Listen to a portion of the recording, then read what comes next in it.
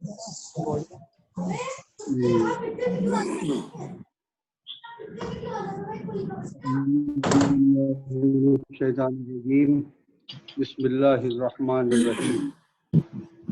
अल्लाहु ला इलाहा इल्लल्लाहु अल-हय्युल क़य्यूम ला ताख़ुज़ुहु सिनतुहु व ला नौम लहू मा फ़िस समावाति व मा फ़िल अर्ज़ मन ज़ल्लज़ी यशफ़अु इंदहु इल्ला बिइज़्निही यअलमु मा बैना अयदीहिम व मा ख़ल्फ़हुम व ला युहीतूना बिशैइन मिन इल्मिही इल्ला बिमा शाअ वसिअ कुर्सियुहु समावाति वल अर्ज़ व ला यऊदुहु हिफ़्ज़ुहुमा व हुवल अलियुल अज़ीम। सदक़ल्लाहुल अलीयुल अज़ीम। अनवर भाई बहुत बहुत शुक्रिया।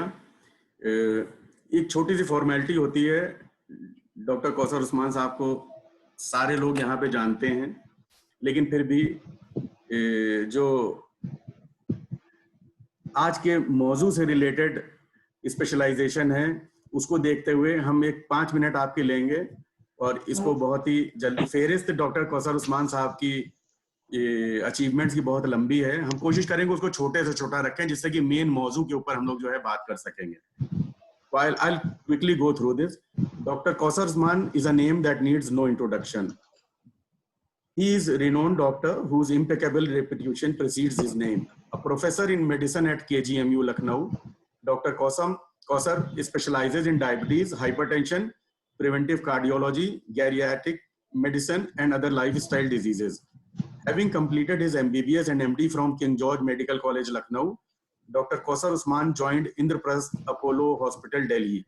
Later, he joined KGMU as a teaching faculty. He has been selected as the best teacher on 2 different occasions, thereby reflecting his remarkable teaching skills. Dr. Usman has been involved in many investigative studies at national and international level. His numerous publications in national and international journals, as well as through his various lectures world over, has provided mankind a deep understanding of diabetes, hypertension, and lifestyle diseases, their causes and treatment. He is a life member of many medical bodies. He has been regularly delivering lectures on radio and television to share his vast insight and deep knowledge of his field. Dr. Usman has been awarded Fellow of American College of Physicians, Fellow of Indian College of Physicians, Fellow of Indian Association of Clinical Medicine awards. He has a big lineup. He has been awarded the prestigious President Appreciation Award by IMA in 2013 for contribution and services for IMA Lucknow 2014. Dr. GB Oration Award received in Annual Conference of Indian Association of Clinical Medicine 2015. He has plenty of memberships with him. Dr. Usman has a life membership of Association of Physicians of India, API membership, Ludhiana, Indian Association of Clinical Medicine, IACM, life member Research Society for Studies of Diabetes in India. Dr. Kausar Usman is presently a member, this is most important, he is a member of Corona Task Force and faculty co-in charge triage unit set up at KGMU. He is constant touch with Corona patients, giving them hope and healing them. In the current scenario of COVID-19, myths are more rampant than facts. A series of do's and don'ts and symptoms and treatments are being poured in social media day in and day out. People find themselves in lurch as what to believe in. Dr. Usman is definitely the best person around to throw light on COVID-19, myths and facts associated with it. अब इसके बारे में, programme के बारे में हम आपको ये बता दें कि अब डॉक्टर कौसर उस्मान साहब आएंगे और वो अपना प्रेजेंटेशन पूरा देंगे। आप लोग मैसेजेस के ऊपर अपने जो भी क्वेश्चंस हैं वक्तन बवक्तन वो उसके ऊपर लिखते रहिएगा। बाद में वही जी बस एक चीज और ऐड कर दूं आपके इसमें इंट्रोडक्शन में कि हमारे डॉक्टर कौसर उस्मान साहब कुछ अरसे तक फैकल्टी मेंबर भी रहे जवाहरलाल नेहरू मेडिकल कॉलेज अलीगढ़ में। वेरी गुड, थैंक यू गफरान भाई। तो आप लोग क्वेश्चन जो हैं वो अपने मैसेजेस में लिख दीजिएगा। तो अगर होता ही है कि कई बार रिपीट क्वेश्चंस होंगे, 2 लोगों के सेम होंगे, तो इसलिए जब सेशन खत्म हो जाएगा तो उसके बाद हम लोग क्वेश्चन आंसर राउंड चलाएंगे जिसमें मैं ही वो क्वेश्चन पढ़ के पूछ लूंगा। उसका मैं डायरेक्ट इसलिए नहीं कर रहा हूं कि उसके अंदर माइक बहुत सारे खुल जाएंगे तो ऑडियो क्वालिटी जैसे ही खराब होगी, तो जो इसका मेन मकसद है लोगों तक की इंफॉर्मेशन वो नहीं पहुंच पाएगा। तो आप लोग टाइप करते रहिए अपने मैसेजेस, वो साइड में मेरे पास आते रहेंगे और हम उसको मॉडरेट कर देंगे। सो डॉक्टर साहब बहुत बहुत a very hearty welcome on this platform. हम बहुत शुक्रगुजार हैं कि आपने अपने बिजी टाइम से पहली बार में जैसे ही हमने आपसे इसके प्रोग्राम के लिए इजाजत मांगी आपने दे दी। Hand over to doctor Kausar Usman. Thank you sir. आप सबको अस्सलाम वालेकुम। देखिए वैसे मुझे आना भी था क्योंकि इस प्लेटफॉर्म से मेरा एक जज्बाती रिश्ता भी है। अलीगढ़ में कुछ दिन टीचर रहा मैं, कुछ दिन पढ़ाया, और जाहिर सी बात है आप सब लोगों ज़्यादातर लोगों से मैं आशना भी हूँ, ताल्लुक भी है। तो मैं सबसे पहले तो आप सबका शुक्रगुजार हूँ, खास करके जावेद भाई, जावेद सिद्दीकी साहब, तारिक सिद्दीकी साहब, मोहतरमा हिना नकवी और सब ऑफिस बियरर्स का कि कम से कम आपने मुझे ये मौका दिया इंटरेक्शन का और अपनी कुछ बात रखने का। तो मैं शुरू के कुछ 10-15 मिनट में इसके बारे में बात करूँगा। कुछ पॉइंट जो बड़े इंपॉर्टेंट है, वो अहम है। मैंने तो कोई पीपीटी स्लाइड्स वगैरह नहीं बनाई है, लेकिन जितना जो इल्म है इसके बारे में, जो भी अपडेट है हम लोग, उसके बारे में कुछ बात करूंगा। पहली बात तो जो इंसानी ज़िंदगी से बीमारियों का ताल्लुक है, वो जिसकी बात हम करते हैं कम्युनिकेबल नॉन कम्युनिकेबल डिजीजेज। फिर इस कोरोना के बारे में जो अभी एपिडेमिक, फिर एंडेमिक, पैंडेमिक हुआ, ये एपिडेमिक और पैंडेमिक की शक्ल अख्तियार कर रही पूरी दुनिया में, इसको लेकर के खौफ है। और इसकी एपिडेमियोलॉजी क्या है, इसका ओरिजिन कहाँ से है, और इसका ट्रांसमिशन कैसे होता है, यानी एक दूसरे से इन्फेक्शन कैसे फैलता है। और एक जो अहम पॉइंट है वो ये कि इसकी अलामात क्या है, जिसको हम लोग सिम्टम्स कहते हैं या क्लिनिकल फीचर्स कहते हैं, वो अलामात क्या है, और किन को ज़्यादा होशियार रहना चाहिए, किन को ज़्यादा रिस्क है, खतरा किसको ज़्यादा है, और फिर इसकी जांच कैसे कराएं, और ये बीमारी कंफर्म कैसे करते हैं, और इसके मौजूदा इलाज। तो अगर हम स्पेसिफिक थेरेपी की बात करेंगे तो अभी तक देखिए there is no cure for it, there is no specific treatment for it. तो इसके लिए प्रिवेंशन एक बहुत अहम चीज़ है। तो लास्ट में हम प्रिवेंशन पे डिस्कशन करेंगे, जो मैं समझता हूँ सबसे अहम चीज़ होगी, इसकी रोकथाम कैसे करें, इससे बचें कैसे, और फिर इसमें हमारी तर्ज ज़िंदगी का और लाइफ स्टाइल का क्या रोल है, और वो शायद एक बहुत अहम रोल है आज की इस बीमारी में, उस पर हम डिस्कस करेंगे। तो अगर हम इंसानी ज़िंदगी से जुड़ी हुई अमराज की तारीख देखें, और जो अमराज होते हैं जाहिर सी बात है किसी इंसान की ज़िंदगी की क्वांटिटी और क्वालिटी दोनों को इफेक्ट करते हैं, यानी उस इंसान की उम्र कितनी होगी और उसकी ज़िंदगी की क्वालिटी क्या होगी, इसमें अमराज का बहुत बड़ा रोल होता है। तो अगर हम अपने मुल्क की बात करें तो आज से अगर हम 100-200 साल पीछे जाएं तो इस मुल्क में जो बीमारियां बहुत कॉमन रही हैं वो रही हैं इन्फेक्शियस डिजीजेस, जिसको हम कम्युनिकेबल डिजीज भी कहते हैं, जो एक दूसरे से फैलती थी। जैसे मिसाल के तौर पे चेचक थी, निमोनिया था, डायरिया, पोलियो, और ये आपके टिटनस, बहुत सी डिप्थीरिया, डायरिया, इस तरह चीज़ें बहुत सी बीमारियां थी। और पहले इन बीमारियों से मौत बहुत ज़्यादा होती थी, और इतनी मौत होती थी कि बहुत से लोग कम उम्र में चल बसते थे। तो इसलिए अगर एवरेज लाइफ स्पैन देखा जाए तो उस वक्त बहुत कम था, यानी लोगों की ज़िंदगी को अगर एवरेज जोड़ा जाए तो इंडिया में लाइफ स्पैन आज़ादी के वक्त सिर्फ 44 साल था, 44 ईयर्स। लेकिन वक्त और हालात बदलते गए, धीरे धीरे सफाई सुथराई पे ध्यान दिया गया, लोगों के खान पान में बदलाव आया, लोग अच्छे घरों में रहने लगे, और इसकी वजह से लोगों की ज़िंदगी में तो तब्दीली आई ही, साथ साथ बीमारियों के पैटर्न में भी बदलाव आया। वो पैटर्न ये था कि हम इन्फेक्शियस बीमारियों की तरफ से मूव करते हुए, चलते हुए हम नॉन इन्फेक्शियस बीमारियों की तरफ बढ़ गए, यानी नॉन कम्युनिकेबल डिजीज की तरफ बढ़ गए, जिसको कि हम लाइफ स्टाइल डिसऑर्डर भी कहते हैं, जैसे हाइपरटेंशन है, डायबिटीज है, हार्ट डिजीज है, कैंसर है। तो वो जो नॉन कम्युनिकेबल जो डिजीज थी, अब हमारे ऊपर जो ज़्यादा तादाद में आने लगी बीमारियां, वो नॉन कम्युनिकेबल या लाइफ स्टाइल डिजीज आ गई कि हर आवाम में तकरीबन 20-25% लोगों को ब्लड प्रेशर है, 10 से 15% लोगों को डायबिटीज है, इस तरह की बीमारियां हैं। इन अच्छी लाइफ स्टाइल की वजह से एक फ़ायदा तो ये हुआ कि हमारी एवरेज लाइफ स्पैन बढ़ गई। जो आज़ादी के वक्त हमारी लाइफ स्पैन 44 साल थी, 44 ईयर थी, अब औरतों 70 साल है, मर्दों की 66 साल है, वो एवरेज लाइफ।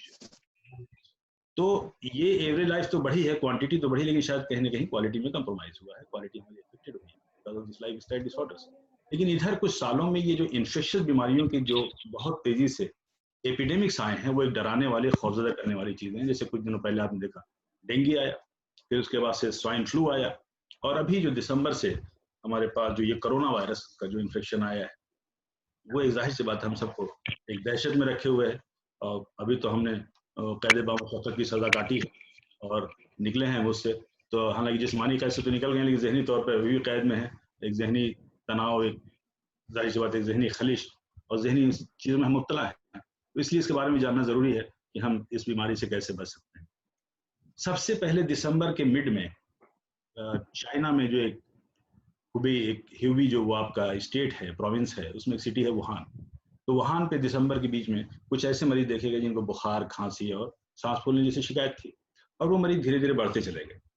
तो 30 दिसंबर 2019 को वहाँ के जो लोकल डॉक्टर्स थे, लोकल अथॉरिटी थे, उन्होंने नेशनल हेल्थ कमीशन चाइना को ये रिपोर्ट किया कि साहब यहाँ पे एक नई तरह की बीमारी हो रही है, और ये बीमारी उन्हीं लोगों में है जो आपके सी फूड के मार्केट में या तो काम करते हैं या तो सी फूड मार्केट के फ्रिक्वेंट विजिटर हैं, खरीदारी करने जाते हैं। तो ये जैसे ही पता चला 30 दिसंबर को जब ये रिपोर्ट हुई ये चीज़, तो 1 जनवरी को आपके 2020 को वहाँ पे सी फूड की मार्केट बंद कर दी गई। और जाहिर सी बात है उस पर तफ्तीश शुरू हुई और उसके डॉक्टर्स ने और रिसर्चर्स ने और साइंटिस्ट ने उस पर सोचना शुरू किया। तो 7 जनवरी को जाकर के उसमें कामयाबी ये हासिल हुई कि उनको वायरस आइसोलेट कर पाए, और उस वायरस को नाम देखा गया कि उसका जो स्ट्रक्चर है वो एक वायरस, जिससे बायोलॉजी के स्टूडेंट जानते हैं जो क्लासिफिकेशन होता है वायरस और बैक्टीरिया की बीमारी का, तो वो कोरोना वायरस था। कोरोना नाम इसलिए दिया गया है कि माइक्रोस्कोप में वो उसकी शक्ल ब्राउन की होती है, यानी ताज की होती है। कोरोना वायरस ग्रुप का वो वायरस पाया गया, और उसमें जाहिर सी बात करीब 7 स्ट्रेन होते हैं, तो उसमें एक ये वायरस मिला। तो अब जब ये वायरस मिला तो एक शुरुआत हुई कि साहब ये क्या कोई नया वायरस है या म्यूटेशन वायरस है, लेकिन बहरहाल जो पिछला वायरस था उससे जरा सा इसका जो स्ट्रक्चर था वो काफी अलग था। अब चूंकि ये वायरस आपके 7 जनवरी को पता चला है, और उसके बाद से फिर इसकी उन्होंने जो इसकी रिपोर्टिंग की वहां पर, जाहिर सी बात इसको WHO को बताना था, तो WHO को ने रिपोर्ट किया। तो 12 जनवरी को WHO को पहली बार उसका जेनेटिक सीक्वेंस था, जो उसका स्ट्रक्चर था, उसे शेयर किया गया। तो 12 जनवरी को WHO ने कहा कि ये कोविड-19 उसका नाम दिया, क्योंकि 2019 की बात थी, तो कोविड-19 नाम से फिर ये मशहूर हुआ। लेकिन अफसोस की बात ये कि इतनी तेजी से फैला कि एक हफ्ते के अंदर उसका पहला केस थाईलैंड में, फिर जापान में, फिर साउथ कोरिया में ये वायरस फैलता चला गया, और 24 जनवरी तक आते आते तकरीबन 835 मरीज वुहान में हो गए। और इस बात ने बहुत बड़ा एक तरह से समझिए तहलका मचा दिया कि ये चीज़ कैसे हो गई कि इतनी जल्दी इतने ढेर सारे मरीज यहाँ पर हुआ। तो जब 24 जनवरी को जब ये चीज़ें हो गई, तो जाहिर सी बात है WHO ने कहा कि साहब ये तो एक इमरजेंसी है, और उन्होंने 20 फरवरी को उसे पैंडेमिक की शक्ल कहा कि ये पैंडेमिक है और ये पूरी दुनिया के लिए खतरा है, इसमें पूरी दुनिया को जगने की और इस पर रिसर्च करने की ज़रूरत है। तो जब ये बात है कि आखिर ये वायरस आया कहाँ से, तो कोरोना वायरस तो उस फैमिली के और भी वायरस पहले से रहे हैं, जो आमतौर पे जानवरों को भी इन्फेक्ट करते हैं, कैट को, कैटल्स को, कैमल्स को और बैट को, चमगादड़ को। तो ये बात हुई कि कहीं एनिमल से तो नहीं आया। तो शुरू में ये बात हुई कि जाहिर सी बात है सी फूड मार्केट है और वहाँ पे लाइव एनिमल्स बिकते हैं। लाइव एनिमल्स मतलब वहाँ रैबिट भी बिकता है, स्नेक भी बिकता है, बैट्स बिकते हैं, वहाँ पे लोग कंज्यूम भी करते हैं, कच्चा गोश्त खाते हैं लोग वहाँ पे। तो शुरू में ये इंप्रेशन था कि ये स्नेक से फैला है, लेकिन बाद में देखा कि बैट में वो जरासीम पाया गया, जो वायरस पाया गया वो काफी मिलता जुलता था। तो ये फिर एक थ्योरी आई सामने कि ये पहले तो एनिमल टू एनिमल हुआ है, और उसके फिर एनिमल से ये चला गया है इंसानों में, मोस्ट प्रोबेबली बैट से। अब फिर वो जो स्प्रेड शुरू हुआ, मैन टू मैन शुरू हो गया। जब मैन टू मैन शुरू हो गया और होते होते ये हालत हो गया कि वहां से बाहर और दूसरे कंट्रीज, जैसे मैंने बताया आपसे, वहां भी पहुंच गया। तो जाहिर सी बात एक बहुत अलार्मिंग बिल थी, बहुत खतरे की बात थी, और इसके लिए पूरी दुनिया परेशान हाल हो गई। और अब तो आलम ये है कि तकरीबन ये 214 ममालिक में ये अपने कदम रख चुका है, और शायद कोई भी कॉन्टिनेंट इस वक्त नहीं बचा है, एक्सेप्ट जाहिर सी बात अंटार्कटिका के अलावा कोई कॉन्टिनेंट ऐसा नहीं है जहाँ पे ये वायरस नहीं पहुंच चुका है। और अब ये जिसे हम बात करते थे कि सिर्फ कुछ इलाकों में या कुछ जगहों में नहीं है, बल्कि ये तो अब कहीं कहीं कई मुल्कों में, शायद हमारे मुल्क में भी कम्युनिटी स्प्रेड शुरू हो गया है कि वो एक शख्स से दूसरे शख्स पे, और वो एक जॉन एलिया का शेर भी याद आता है मुझे। उन्होंने कहा था कि अब नहीं कोई बात खतरे की, अब नहीं कोई बात खतरे की, अब सभी को सभी से खतरा है। तो समझिए कि कोई भी शख्स जो आपको देखने में बड़ा ठीक लग रहा हो, तो हो सकता है उसको भी इन्फेक्शन, या किसी से किसी को इन्फेक्शन हो सकता है। मेरे कहने का मकसद ये है कि हमें इससे सिर्फ बचाव करना है कि एक दूसरे से ये फैलने ना पाए। तो इसके लिए ट्रांसमिशन समझना जरूरी। ट्रांसमिशन होता कैसे?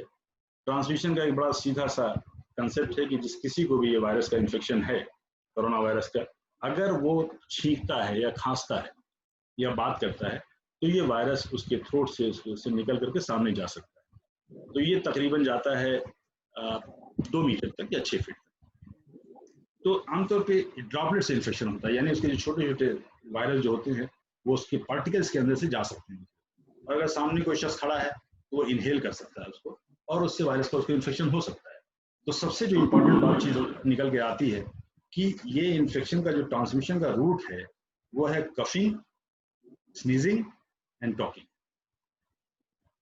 तो इससे बचना बहुत जरूरी है। और ये कहना कि एयर में होगा, ऐसा नहीं है। It doesn't linger into air. ऐसा नहीं होता कि हवा में पड़ा रहेगा, आप कहीं भी जा रहे हैं सांस लेंगे तो हो जाएगा, नहीं, ऐसा नहीं होता। और ज्यादा ये होता है कि उस आदमी ने खांसा, अपने मुंह पे हाथ रखा और फिर किसी सरफेस को उसने टच कर लिया, किसी मेटल को, किसी वुड को, या किसी घर की चीज को, या सीढ़ियों में रेलिंग पे, या यहाँ वहाँ, उस पर वो काफी देर तक सर्वाइव रह सकता है, घंटों से लेकर के दिन तक रह सकता है। तो उसको किसी दूसरे ने टच कर लिया और फिर उसे अपना नाक छू लिया या हाथ छू लिया, मुंह छू लिया, तो वायरस माना जा सकता है। तो ये मोड ऑफ ट्रांसमिशन है इसका। तो सबसे बड़ा जो प्रिकॉशन बताया जा रहा है ऑल ओवर द वर्ल्ड, पूरी दुनिया में, वो ये कहा जा रहा है कि साहब यूनिवर्सल प्रिकॉशन लीजिए। वो एयर बाउंड प्रिकॉशन जो होता है, यानी जो हवा से चीजें जाती हैं, इस तरह से ड्रॉपलेट से जाती है, उसका हमें प्रिकॉशन लेना है। यानी दूर से बात करनी है, 2 मीटर की दूरी बरकरार रखनी है, और कहीं कहीं तो मास्क को यूनिवर्सल कर दिया गया है कि आप मास्क लगा के निकलें। कुछ कंट्री में, कुछ जगहों पर जब किसी करीब जाए तो मास्क लगा लें, वरना नहीं लगा। लेकिन बहरहाल सबसे इंपॉर्टेंट चीज है वो डिस्टेंसिंग है, सोशल डिस्टेंसिंग। इसके अलावा अभी तक कोई रूट की फीकल रूट या कोई चीज साबित शुदा नहीं है कि किसी और रूट से या सेक्सुअल रूट से स्प्रेड होता है। अभी ऐसा कोई एविडेंस नहीं आया। हाँ, 1-2 जो मदर्स थी पॉजिटिव थी, जो उनके बच्चे हुए, जैसे यूके में एक केस हुआ, लंदन में, और एक चाइना में हुआ कि बच्चा पॉजिटिव पाया गया मदर से, तो वो हो सकता है एक रूट ऑफ ट्रांसमिशन वो भी हो, जिसके बारे में भी बहुत उससे नहीं कह सकते। लेकिन बहरहाल जो मेन रूट ऑफ इन्फेक्शन है मैंने आपको बताया। अब सवाल ये कि इसकी अलामत क्या है। अलामत इसकी जो है, किसी भी शख्स को अगर फीवर आता है और उसके साथ खांसी आती है या सांस फूलती है, तो उसे जरूर अलर्ट हो जाता है। तो जो सबसे कॉमन जो सिम्टम है वो है फीवर, जो ज्यादातर लोगों को होता है। खांसी हो सकती है, वो खांसी सूखी खांसी होगी, नोज रनिंग हो सकती है, गले में खराश हो सकती है, सर में दर्द हो सकता है, और कभी बदन में शदीद दर्द होता है। और ये जो बुखार है उसके साथ बदन में दर्द और जाड़ा भी लग सकता है। और ये बुखार अक्सर हमने देखा है 101, 102 या 103 तक जाता है। और उसके अलावा ये चीज बढ़ते बढ़ते जब सांस फूलने की शक्ल में चली जाती है, इसका मतलब इसको निमोनिया होने जा रही है। जो सबसे कॉमन कॉम्प्लिकेशन है कोरोना वायरस का, वो निमोनिया है।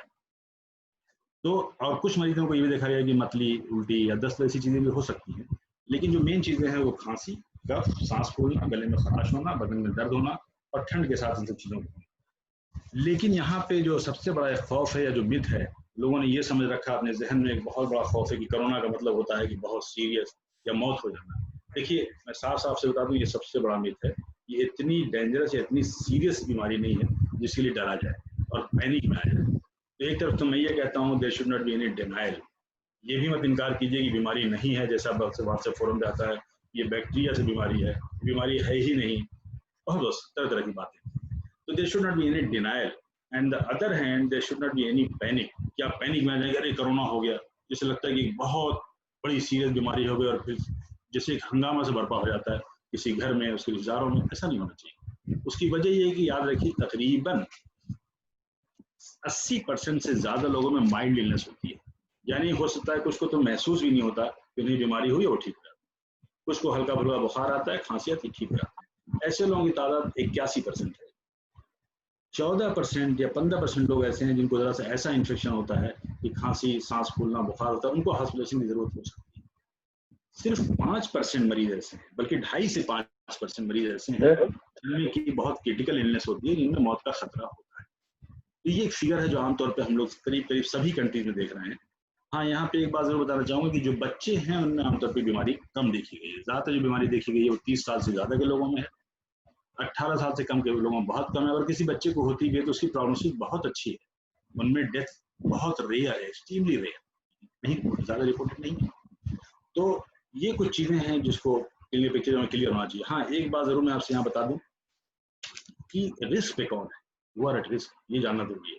देखिए, खतरा उन लोगों को ज्यादा है जिनकी उम्र 60 साल से ज्यादा हो। जैसे जैसे उम्र बढ़ती जाती है, जाहिर सी बात है कुछ इम्यूनिटी बदलती जाती है, कुछ जिसमें बदलाव आता है, तो उनको रिस्क ज्यादा हो। खास करके उन लोगों को रिस्क ज्यादा है जिससे उम्र के साथ साथ डायबिटीज भी है, ब्लड प्रेशर भी है, या हार्ट की बीमारी है, या सीओपीडी सांस की बीमारी है, अस्थमा की बीमारी है, या क्रॉनिक किडनी डिजीज है, किडनी की बीमारी है, या फिर कैंसर की बीमारी है। इन लोगों को एहतियात की ज्यादा जरूरत है और इन लोगों को खतरा ज्यादा है। उसकी वजह से ये जाहिर सी बात है, जो हर शख्स को जब कोई इन्फेक्शन होता है तो उसका जिस्म कुदरती तौर पर उस इन्फेक्शन से लड़कर उसे खत्म कर देता है। न जाने लाखों बैक्टीरिया, वायरस हम लोग इसमें जाते रहते हैं और हम ठीक होते रहते हैं, क्योंकि हमारे अंदर एक इनबिल्ट एक पावर ऑफ इम्यूनिटी जो कुदरत ने दे रखी है जिससे हम लड़ते हैं। तो इनमें इम्यूनिटी चूंकि पुअर होती है, इसलिए ज्यादा चांस होता है कि बीमारी बढ़ जाए या वो पेशेंट सीरियस हो जाए। तो उन लोगों को ज़्यादा बचने की ज़रूरत है और ज़्यादा प्रोटेक्शन की ज़रूरत है। जहाँ तक जांच का सवाल है कि किसको जांच करानी चाहिए और कैसे हम कंफर्म करें, तो जांच का मामला ये है कि आप पहली बात कि अगर किसी को ये सिम्टम है तो आप डॉक्टर से कांटेक्ट करें, गवर्नमेंट हॉस्पिटल में या किसी हॉस्पिटल में। तो उसकी जो जांच होती है, 2 तरह जांचें होती है। एक तो जांच होती है जिसको हम RT-PCR कहते हैं, वही सबसे स्टैंडर्ड जांच है कि आपके एक स्वाब के जरिए गले में या नाक में डाल के ओरोफेरिंग्स या नेजोफेरिंग्स से हम रुई के जरिए थोड़ा सा जो वहाँ सिक्रीशन है, जो मादा उसको निकाल लेते हैं और उससे हम वायरस को आइसोलेट कर लेते हैं। उसमें कुछ घंटे से 2 दिन तक का वक्त लगता है रिपोर्ट आने में, और वो कंफर्मेटरी है काफ़ी, वो सबसे अच्छी जांच मानी जाती है। दूसरी जांच जो होती है वो एहतियाज का रैपिड डायग्नोस्टिक टेस्ट है, जो कि बहुत सी लैब अपना काम कर रही हैं। तो उसमें ये कि आपके ब्लड में एंटीबॉडीज देखते हैं कि क्या उस बीमारी के मुकाबले कोई मादा बना है कि नहीं बना। तो उस मादे को की बुनियाद पे वो कह देते हैं, लेकिन बहुत स्पेसिफिक नहीं है, बहुत ज़्यादा वैलिडेटेड नहीं है, लेकिन वो भी एक जाँच है। और बाकी जो रूटीन जाँचें हैं कि आप TLC को कराते हैं, तो TLC याद रखिए ये सब चीज़ें गाइड नहीं करती है, क्योंकि आपका TLC बढ़ भी सकता है, घट भी सकता है, नॉर्मल भी रह सकता है बीमारी में। हाँ, लिम्फोसाइट्स एक चीज़ है जो कम हो जाती है बीमारी में और प्लेटलेट कम हो जाती है। एक्सरे अक्सर कराना पड़ता है उन मरीजों को जिनमें निमोनिया की शिकायत हो चुकी है, लेकिन तब तक अक्सर वो मरीज हॉस्पिटलाइजेशन की जरूरत रहती है, थोड़ा सीरियस हो चुका होता है। और बाकी CT स्कैन, इको सब जांचें वो हैं जो सीरियस मरीज हमारे यहाँ से बताया मैंने 5% मरीज तकरीबन होते हैं जिनको हम हॉस्पिटलाइज करके वो जांचें कराते हैं, लेकिन वो जाहिर तो डॉक्टर्स के लिए जानने के लिए है। लेकिन एक चीज जो सबसे ज्यादा वर्ड यूज किया जाता है कि क्वारंटाइन या आइसोलेशन, तो ये आपके लिए सभी के लिए जानना ये जरूरी है कि अगर किसी भी शख्स को इस वक्त बुखार या खांसी जैसी शिकायत हो रही है तो बेहतर है कि अपने आप को आइसोलेट करें घर के ही किसी ऐसे कमरे में जहाँ अच्छा वेंटिलेशन हो, साफ सुथरा कमरा हो, आपके वॉशरूम अटैच हो, जरूरत के सब छोटे सामान हो, गैर जरूरी चीजें वहाँ न रखी हो, और उसको सफाई सुथराई के साथ वहाँ पे अपने आप को आइसोलेट कर लें। और दूसरी चीज की डॉक्टर के टच में रहें, फोन के जरिए या फैमिली मेंबर के जरिए। अगर कोई सांस फूलती या खांसी ज्यादा बढ़ती या बुखार ज्यादा रहता है, और खास करके 5-6 दिन के बाद अगर तकलीफें बढ़ती हैं, तो आप जरूर डॉक्टर से रुजू करें, बताएं कि देखिए मेरी तकलीफ बहुत कम थी, ये 5-6 दिन के बाद, 1 हफ्ते बाद और बढ़ रही है। तो ऐसी हालत में हॉस्पिटलाइजेशन की जरूरत हो सकती है, लेकिन होम क्वारंटाइन, होम आइसोलेशन एक अच्छा तरीका है। और आज के दौर में जो कि बीमारी जैसे कुछ शहरों में बहुत ज्यादा बढ़ गई है, तो हमारी रिकमेंडेशन भी है कि अपने आप को खुद आप आइसोलेट कर लें, बजाय कि छोटी सी प्रॉब्लम को लेकर आप हॉस्पिटल जाएं। लेकिन वो कुछ एहतियात जैसे मैंने बताया वो जरूरी है। माइल्ड सिम्टम में ये होता है कि सिर्फ बुखार, हल्का से खांसी आ सकती है, तो आप खुद भी उसमें पैरासिटामोल ले सकते हैं या कोई और भी चीजें एहतियात कर सकते हैं। हॉस्पिटलाइजेशन की जरूरत सिर्फ उनको होती है जिनकी सांस ज्यादा फूल रही हो, रेस्पिरेटरी रेट 30 मिनट से ज्यादा हो, या कभी हम लोग ऑक्सीजन सेचुरेशन देखते हैं एक छोटी सी मशीन से जिसको पल्स ऑक्सीमीटर कहते हैं, तो उससे अगर ऑक्सीजन नीचे जा रही हो, खासकर 93% से नीचे जा रही हो रूम पे, या ब्लड प्रेशर गिर रहा हो, या रेस्पिरेटरी रेट बहुत बढ़ रहा हो, तो ऐसे मरीजों को बेहतर है कि हॉस्पिटलाइज करना चाहिए, ताकि कम से कम ऑक्सीजन का, IV फ्लूइड्स का, ब्लड प्रेशर मेंटेन के लिए वहाँ भी चीजें हों। और जहाँ तक ट्रीटमेंट का सवाल मैं बता दूं आपसे, जैसा मैंने आपसे कहा, there is no specific therapy for the COVID infection के लिए कोई स्पेसिफिक थेरेपी अभी नहीं। तो हम लोग सपोर्टिव ट्रीटमेंट करते हैं, उन पेशेंट्स को ऑक्सीजन देते हैं, और कुछ दवाएं हैं जैसे हाइड्रोक्सीक्लोरोक्वीन है वो दे रहे हैं, कुछ सेंटर्स पे दी जा रही है, उसके रिजल्ट भी अच्छे हैं, लेकिन अभी बहुत बड़े लार्ज लेवल पे कोई ट्रायल से नतीजा निकल के नहीं आया है कि ये उसका इलाज है। इसी तरह से ओसेल्टाविर है जो हम लोग स्वाइन फ्लू में देते रहे, ओसेल्टाविर वो भी देते हैं हम लोग मरीजों को, उसके रिजल्ट आ रहे हैं। कुछ दवाएं बड़ी प्रॉमिसिंग आ रही हैं, जैसे रेमडेसिविर है, वो एक एंटीवायरल ड्रग है, और कुछ एंटीवायरल और भी यूज करते हैं हम लोग, जैसे लोपिमाविर है, रिटोनाविर है। तो इन दवाओं को देते हैं हम लोग, लेकिन जाहिर सी बात है वो सारी चीजें अभी उस स्टेज में है कि अभी उसको कहना मुश्किल है। दूसरी बात जो है ये है कि अगर पेशेंट बहुत सीरियस और क्रिटिकल होता है तो उसे वेंटिलेटर की जरूरत पड़ती है, लेकिन मैं आपसे क्लियर मतलब ये बता दूं कि पूरी दुनिया के जो रिकॉर्ड हैं, वेंटिलेटर पे एक बार पेशेंट के जाने के बाद उसके रिजल्ट बहुत ही पुअर होते हैं। 85% मॉर्टिलिटी बेस्ट सेंटर में भी रही है। तो that is extreme stage for very few patient, rarely उसकी रिक्वायरमेंट होती है, और उसकी जरूरत पड़ने पर करीब एक तरह से नाउमीदी कंडीशन आ चुकी होती है। कुछ पेशेंट सर्वाइव भी करते हैं, ऐसा नहीं है, वो डिपेंड करता है उस पेशेंट की इम्यूनिटी। तो आखिर में जो सबसे अहम बात है जो मैं आपसे कहना चाह रहा हूँ वो ये है कि prevention is the best option. रोकथाम ही सबसे बड़ी चीज है, और उस प्रिवेंशन के लिए 2-4 जो पॉइंट है उसको आप पूरी तरीके से उसको समझ लीजिए और उस पर हमेशा अमल करिए। और ये हमारी जिम्मेदारी है कि इस पैगाम को हम दूसरों तक भी पहुंचाएं कि प्रिवेंशन जरूरी है। उसमें सबसे पहला स्टेप ये है जिसे हम सोशल डिस्टेंसिंग कहते हैं, कि जब तक कोई जरूरी काम ना हो बिला वजह आप घर से न निकलें, खास करके किसी भीड़ भाड़ इलाके वाले में बिल्कुल भी ना जाएं। और दूसरी बात कि अगर आपको जाना पड़ता है तो कोशिश करें कि क्लोज कांटेक्ट बिल्कुल न रखें, कम से कम 2 मीटर की दूरी बना के रखें, चाहे किसी भी शख्स से आप मिलें। बेहतर है कि मास्क को लगा लें आप। लेकिन अगर 3 चीज़ों में मुझे पूछा जाए सबसे अहम चीज़ क्या है, तो वो है डिस्टेंस। दूसरा है हैंड वॉश, कि जब भी कोई चीज़ कहीं बाहर से आए या कोई चीज़ टच करें तो आप उसे हैंड वॉश करें, और हाथ से बार बार अपनी आँख, नाक या मुंह को न छुएं। और तीसरी चीज़ जो है वो मास्क है।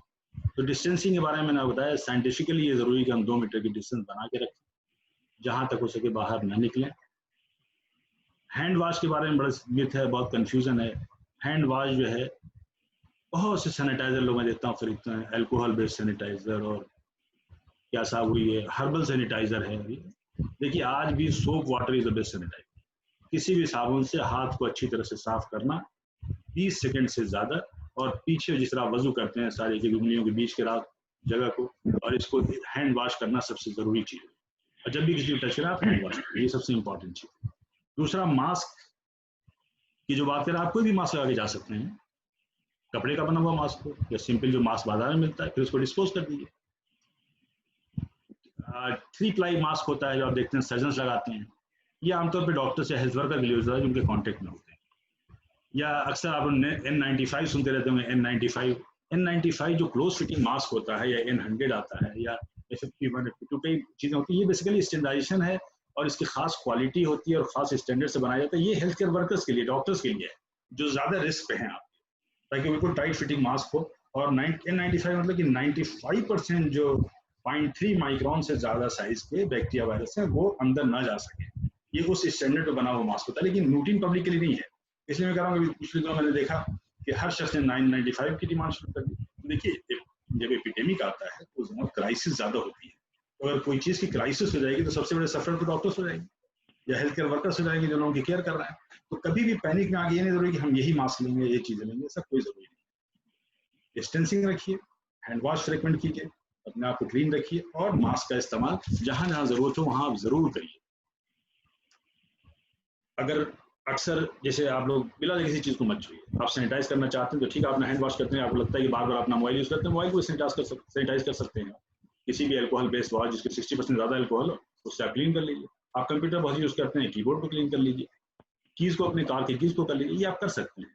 लेकिन ऐसा भी नहीं कि बिल्कुल उसके लिए आप हमेशा पैनिक में रहेंगे, नहीं हमें वॉश करना है, हमें ये करना। नो, मेन चीज़ है कि कॉन्टेक्ट अवॉइड करना है।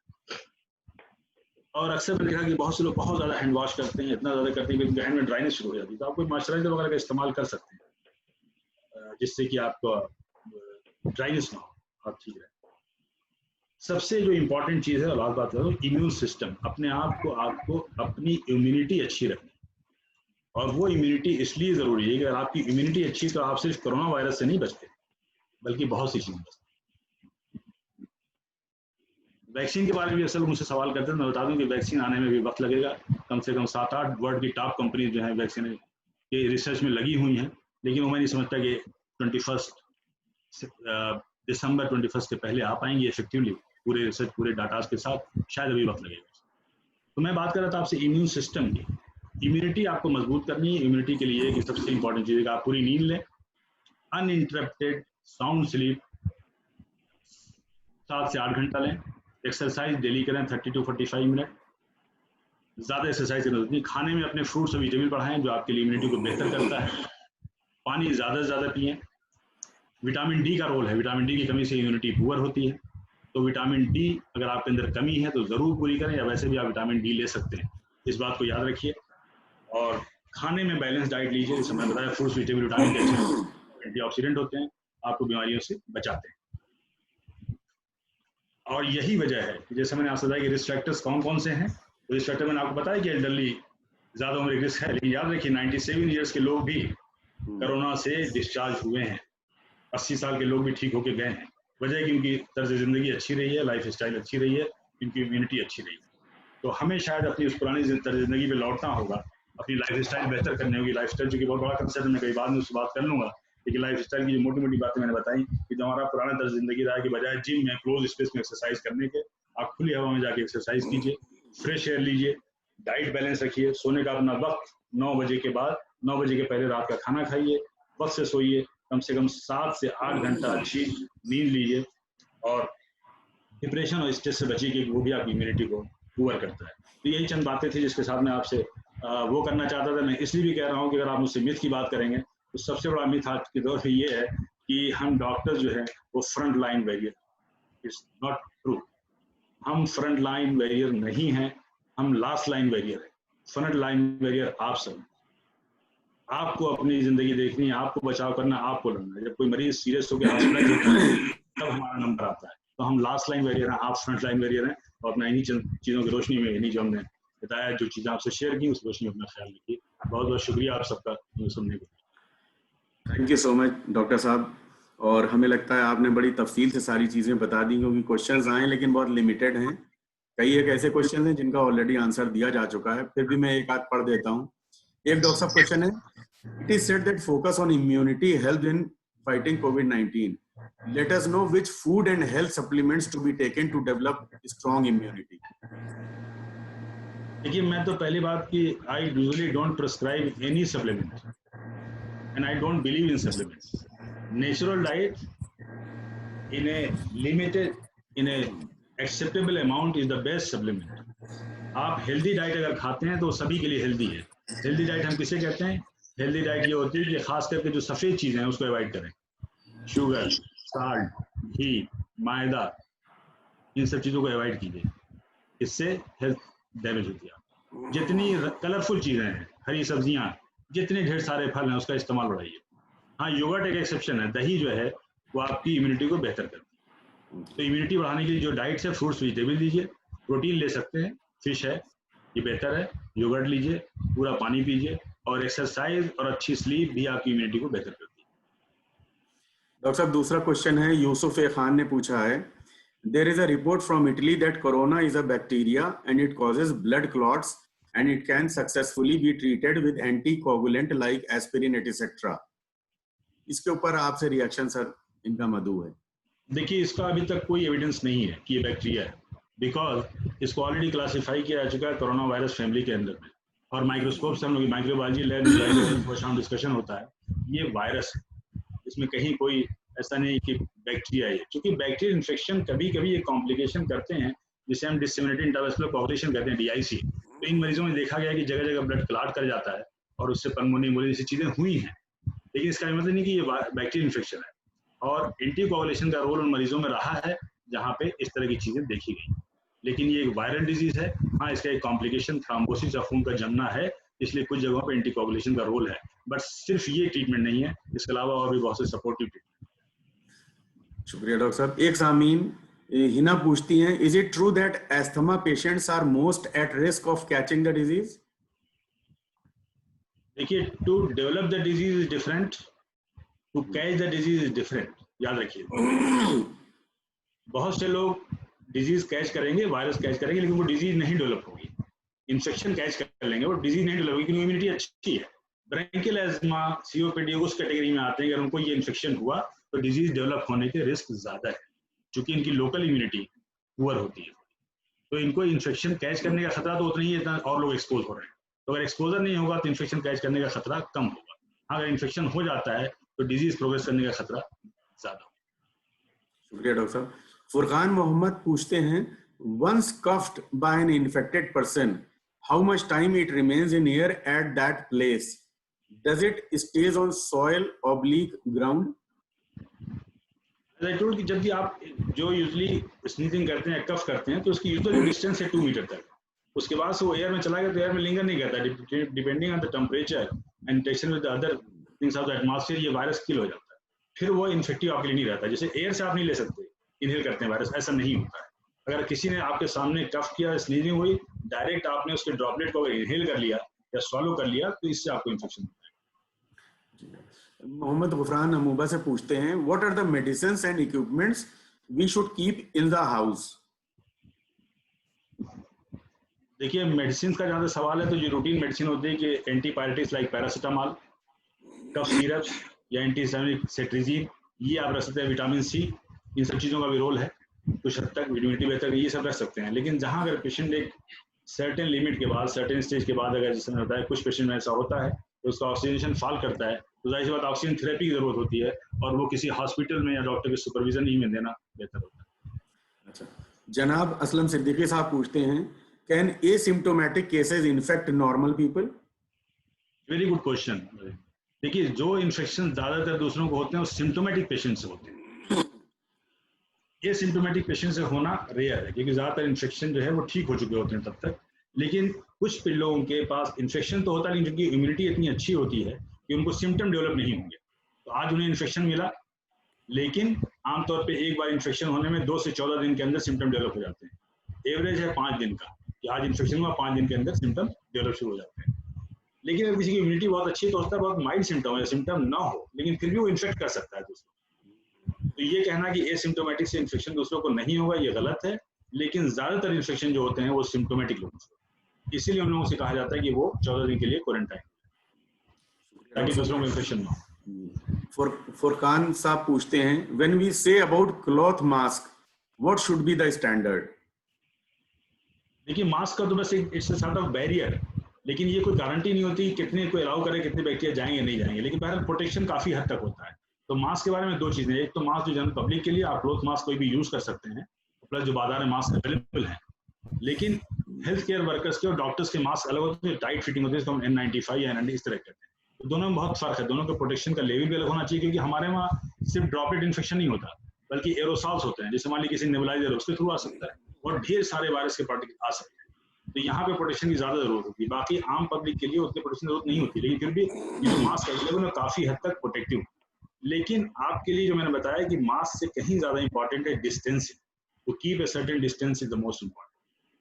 हाँ, जहाँ तक उसके आप क्वालिटी की बात पूछ रहे हैं, तो उसकी क्राइटेरिया है, आप WHO की उसमें जाएंगे गाइडलाइंस पे, तो सब चीजें अवेलेबल आप देख सकते हैं, उसके टेक्निकल पॉइंट्स। डॉक्टर साहब, लखनऊ के हवाले से हम पूछना चाहेंगे, क्या अभी कोई प्राइवेट इंस्टीट्यूशंस या हॉस्पिटल्स हैं जिन्होंने प्राइवेटली इस चीज को ट्रीट करना चालू किया है लखनऊ में, और हम लोग क्या डायरेक्टली अप्रोच कर सकते हैं जैसा कि दिल्ली वैली में है? देखिए, गवर्नमेंट का इस वक्त जो है एक पैंडेमिक एक्ट लगा हुआ है। पैंडेमिक एक्ट पूरी तरह से इफेक्टिव है, उसके अपने ज़ाब्ते होते हैं, उसकी अपनी गाइडलाइंस होती है। तो सारी जो हॉस्पिटल्स होते हैं वो ऑटोमेटिकली गवर्नमेंट के इंस्ट्रक्शन के हिसाब से रन किया जाता है। तो कुछ हॉस्पिटल को गवर्नमेंट आइडेंटिफाई करती है और उन हॉस्पिटल्स की लिस्ट बना लेती है कि अगर हॉस्पिटलाइजेशन की जरूरत होगी और गवर्नमेंट हॉस्पिटल की कैपेसिटी से अगर पेशेंट एक्सीड करेंगे, तो हम उन प्राइवेट हॉस्पिटल्स को ऑक्यूपाई कर लेंगे और टेक ओवर करके उसमें एडमिशन शुरू करेंगे। इस वक्त कोई भी प्राइवेट हॉस्पिटल खुद से किसी को एडमिट करके इलाज नहीं कर सकता कोविड के पेशेंट। डॉक्टर साहब, एक बड़ी अनकन्फर्म बात यह है कि लोगों को ये नहीं पता है कि जब कोरोना का पेशेंट एक पॉजिटिव टेस्ट हो जाता है तो यहाँ पे तो बड़ा डरावना सीन कर रखा है लोगों ने कि बाकायदा एक एम्बुलेंस आती है, उसको आइसोलेट करके ले जाती। उसके बाद का लोगों को एक जनरल आइडिया दिया जा सकता है कि एक नॉर्मल इन्फेक्टेड आदमी को जाके फिर आप लोग क्या करते हैं, उसके बाद जनरली वो दिन में क्या कर, उसको एडवाइस किया जाता है, मोबाइल यूज कर सकता है कि नहीं कर सकता है, वहां पे AC अलाउ होता है कि नहीं होता है। तो थोड़ा सा एक वो जो 15 दिन का वो जिंदगी है वो भी कंफर्म नहीं है लोगों की, तो अगर उसके ऊपर थोड़ी सी रोशनी डाल दें तो काफी दिक्कतें जो है सामने से लोग सुकून में आ जाएंगे लोग। देखिए, एक चीज, 2 चीजें अलग अलग है। एक तो वो पेशेंट हैं जो सिम्टोमेटिक हैं और पॉजिटिव हैं, यानी जिनको बीमारी की कुछ अलामत हैं और वो पॉजिटिव पाए गए हैं, उनके लिए गवर्नमेंट हॉस्पिटल, हमारा किंग जॉर्ज यूनिवर्सिटी में अलग हॉस्पिटल को इन्फेक्शियस डिजीज हॉस्पिटल है, तो वहां पर तो उनके अलग वार्ड बने हुए हैं, उसमें अलग टीम पूरे पर्सनल प्रोटेक्शन किट के साथ जाती है, मोबाइल अलाउड है, तो एक दूसरे से कम्युनिकेट कर सकते हैं, बहुत ही neat clean air condition atmosphere में रखा जाता है, और यहाँ तक कि फूड वगैरह भी टाइमली उनको मील सब दिए जाते हैं। तो ये तो उनकी फैसिलिटी की बात होगी मेरे लिए, और उनको दवाएं वक्त से दी जाती है। एक वो पेशेंट हैं जो पॉजिटिव पाए गए, एसिम्प्टोमेटिक, उनको क्वारंटाइन करना है, या वो लोग हैं जो किसी पेशेंट के टच में रहे हैं और वो कैरियर हो सकते हैं इन्फेक्टेड, तो उनको क्वारंटाइन करना है। तो उसके लिए अलग अलग क्वारंटाइन सेंटर बनाए हैं गवर्नमेंट ने, कहीं स्कूलों को टेक ओवर करके बनाया गया है, कहीं हॉस्पिटल्स को टेक ओवर करके बनाया गया है, अलग अलग कस्बों में या शहरों में अलग अलग इंतजाम है। तो अपने गवर्नमेंट के अपने सिस्टम है, उनका एक अपनी मशीनरी है जिसके जरिए उन क्वारंटाइन प्लेस में वो इंतजाम हैं, वो अलग अलग जगह वेरी करते हैं। लेकिन अगर आपसे होम क्वारंटाइन की बात की जाए तो मेरा जैसे दिल्ली में चूंकि कुछ शहरों में बहुत ज्यादा प्रॉब्लम्स हो गई है, तो वहाँ पे ये गाइडलाइन आ गई है कि अगर आपको माइल्ड प्रॉब्लम, माइल्ड डिजीज है, सिम्टम बहुत कम है, तो आप होम क्वारंटाइन हो जाइए।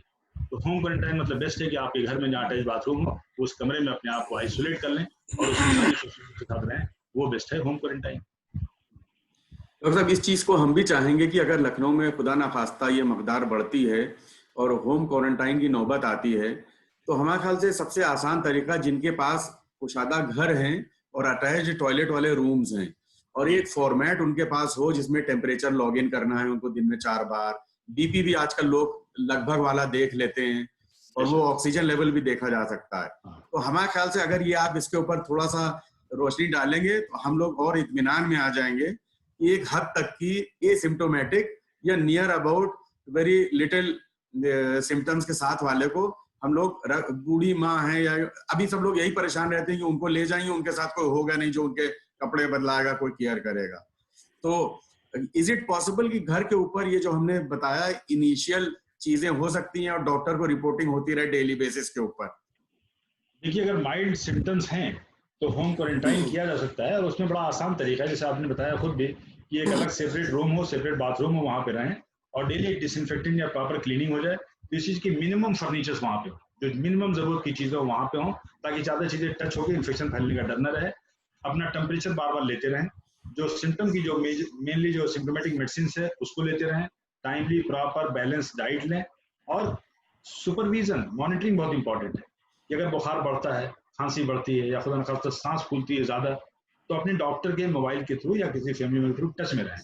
और उसके कुछ अलार्मिंग सिम्टम जैसे मैंने आपको बताया कि रेस्पिरेटरी रेट बहुत बढ़ गया, 30 से ज्यादा हो गया पर मिनट, या जो ऑक्सीजन सेचुरेशन है वो फॉल करने लगा, तो ऐसी हालत में हॉस्पिटलाइजेशन मस्ट हो जाता है, ऑक्सीजनेशन और सब दवाओं की जरूरत पड़ सकती है।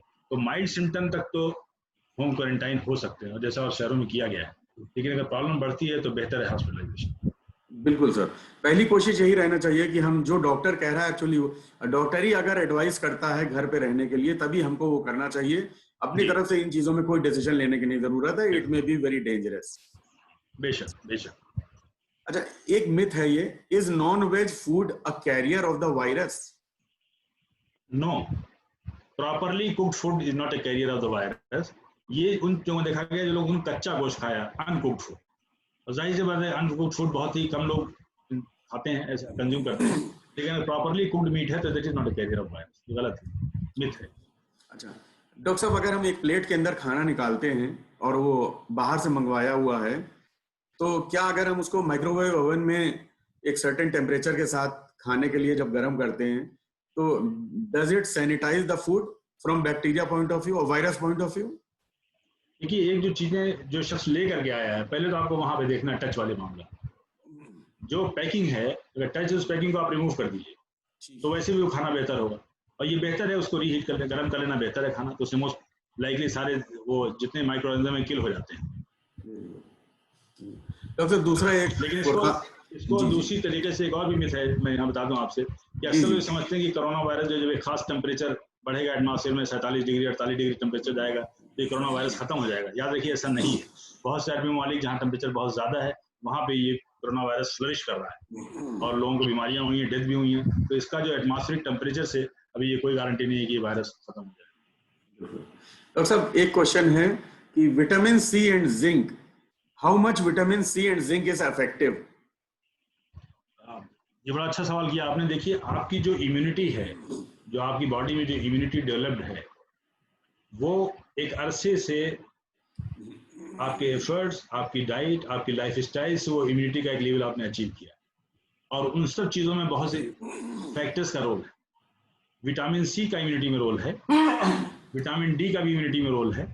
इस तरह से बहुत सी चीज़ें, हर्बल प्रिपरेशंस हैं, लहसुन है, तुलसी है, तो करक्यूमिन है, हल्दी है, इन सब चीज़ों का इम्यूनिटी में रोल है।